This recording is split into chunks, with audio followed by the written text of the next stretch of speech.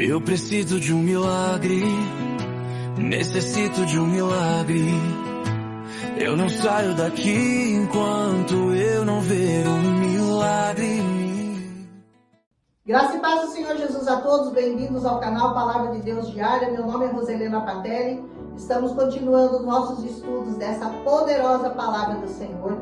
Hoje eu vou gravar Números capítulo 30, que vai falar sobre votos diferentes de homens e mulheres. Quando você fizer um voto a Deus, preste muita atenção, seja zeloso em pagar os seus votos, porque o Senhor considera coisa séria você fazer um voto a Ele. Amém? Então esse capítulo aborda a questão de votos e juramentos feitos por homens ou por mulheres ao Senhor. Se você tem ideias feministas, eu sugiro que você não ouça esse capítulo, porque o Senhor, Ele é patriarcal, mas Ele vai explicar por quê. Amém? Por que será que Deus volta a mencionar e reforçar esses pedidos de não se quebrar votos e juramentos? Por que isso é tão importante ao Senhor? Ele já havia feito esse pedido antes, já havia falado a Moisés a respeito de votos e juramentos, mas aqui ele vai reforçar, ele vai repetir esses pedidos. Eu creio que porque homens e mulheres em geral, no geral, eles têm uma inclinação, a gente, como ser humano, tem uma inclinação a quebrar votos firmados na presença do Senhor. Veja, por exemplo, hoje o número de divórcios que você vai ver por todos os lados de homens e mulheres, simplesmente por quê? Porque não conseguem manter os votos que prometeram na presença do Senhor. E o Senhor sabe o quanto isso é importante para manter a estabilidade, o modelo de família que Ele instituiu, que é sem dúvida o melhor para toda a sociedade. Nossa sociedade seria muito menos problemática se todas as famílias fossem bem estruturadas, se pais e mães vivessem para criar os seus filhos juntos e não tivessem tantos problemas e não terminassem com tantos casamentos. Muitos casamentos, é claro, feitos sem a presença do Senhor, fora da vontade do Senhor, e por isso mesmo difíceis de se manter. Mas o modelo do Senhor é perfeito. E no modelo do Senhor, os casamentos não acabam, os votos não se findam, o compromisso é para sempre. Amém? Diz assim o versículo 2: Se um homem fizer voto ao Senhor ou fizer um juramento de ligar a sua alma como obrigação, não violará a sua palavra, fará segundo o que saiu da sua boca.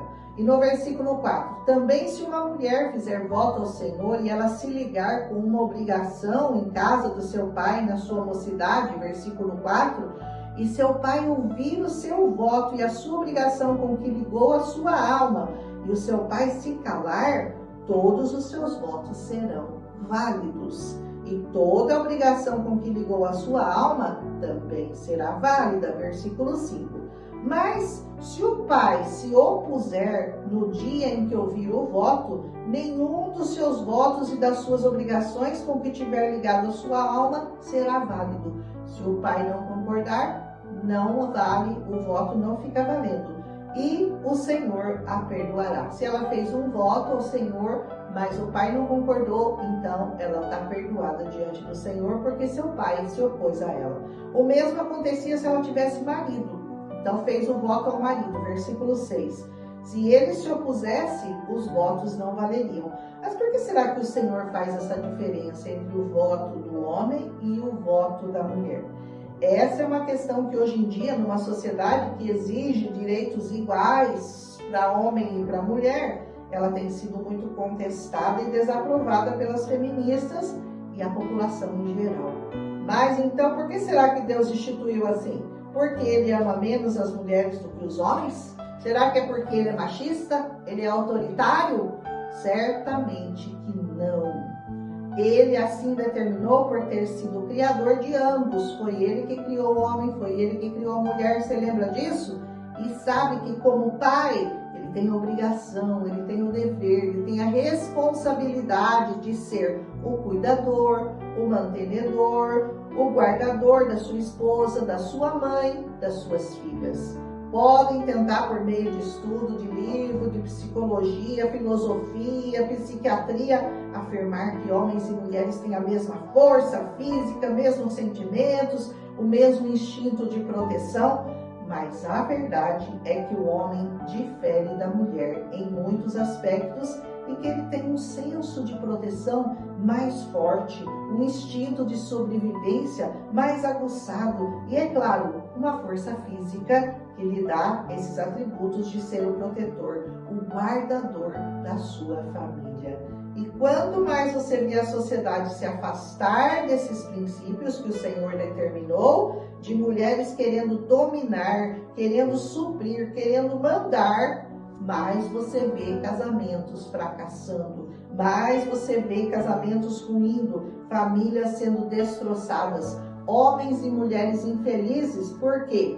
Porque querem você aceite ou não aceite, o modelo patriarcal de proteção sempre funcionou e sempre funcionará. O novo modelo criado pelos homens comprovadamente não dá certo e não atende às necessidades da família. E você pergunta, mas por que a mulher tem que se submeter ao homem?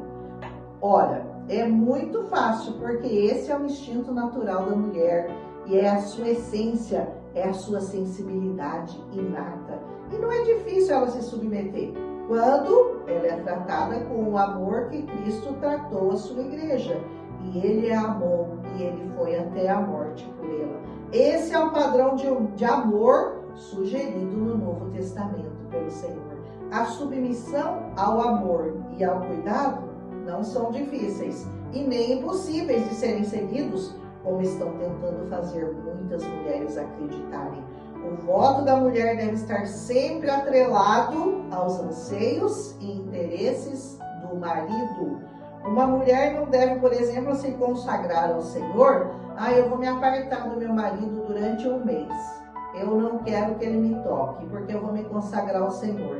Presta muita atenção, ela tem que pedir ao marido, porque essa consagração implica em separação de corpos, e isso tem que ter um consentimento dos dois lados, não é uma via de mão única. Se um pai, por entender que o eleito da filha não é uma boa pessoa, ela deve considerar as razões que o levaram a decidir isso, porque um pai só deseja o bem da sua filha, especialmente se ele é um pai temente, se ele é um pai amoroso, se ele é um pai zeloso da palavra do Senhor.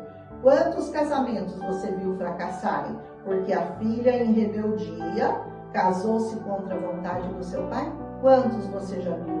Esse capítulo termina dizendo que esses são estatutos que o Senhor, presta atenção, que o Senhor ordenou a Moisés entre o marido e a sua mulher, entre o pai e a sua filha, estando ela ainda na sua juventude, na casa do seu pai.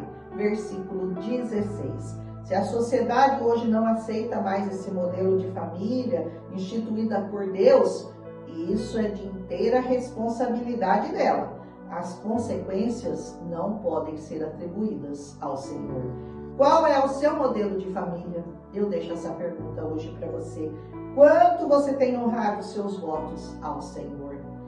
Honre seus votos, honre seu matrimônio. Isso, eu dizendo, não é muito.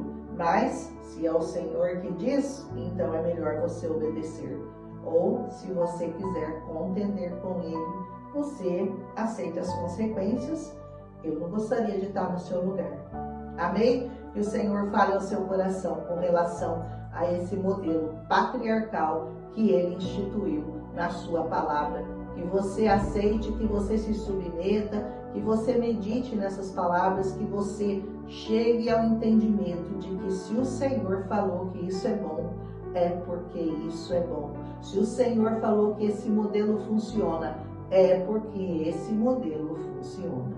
Tudo que você estiver ouvindo com distorções a respeito desse modelo de família, saiba que não vai ser uma boa ideia para você que pretende seguir e obedecer os mandamentos do Senhor. Amém? Um abraço em Cristo Jesus e amanhã a gente volta com o capítulo 31, onde vai acontecer uma guerra entre os midianitas. Amém? Um abraço e até amanhã, se o Senhor nos permitir. Eu preciso de um milagre, necessito de um milagre. Eu não saio daqui enquanto